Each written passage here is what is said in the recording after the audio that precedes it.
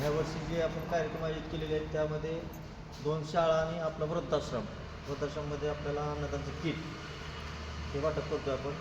आणि 2 शाळा ज्या आहेत त्या 2 शाळेमध्ये खाऊ वाटप आणि शालेय वस्तूचं पण वाटप आपण ह्या वर्षीचं आयोजित केलेलं आहे.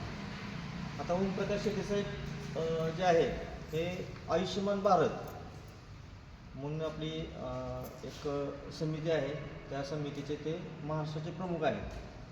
आयुष्यमान भारत म्हणजे काय, आता हॉस्पिटलचा खर्च होतो आपल्याला बऱ्याच ठिकाणी. गरीब लोकांचे दवाखान्यात जातात आणि त्यांना भरमसाठ खर्च सांगितला जातो, मोठमोठ्या ऑपरेशनला खर्च सांगितला जातो. तर ते टोटली फ्रीमध्ये ऑपरेशन केलं जातं.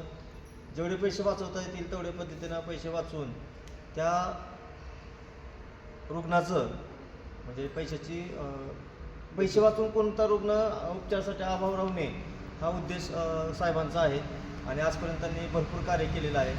तर त्याचं निमित्त ते वैरागचे आपले जावई आहेत आणि त्या पुण्यापुराची पाकळ्या आपण त्यांचा वाढदिवस अशा पद्धतीने दरवर्षी साजरा करतो. म्हणून आज आपल्या इथं आम्ही आलेलो आहे. तर यानंतर साहेबांबद्दल आणि या कार्यक्रमाबद्दल सोमवार मुंगळे सरांनी मार्गदर्शन करावं असं मला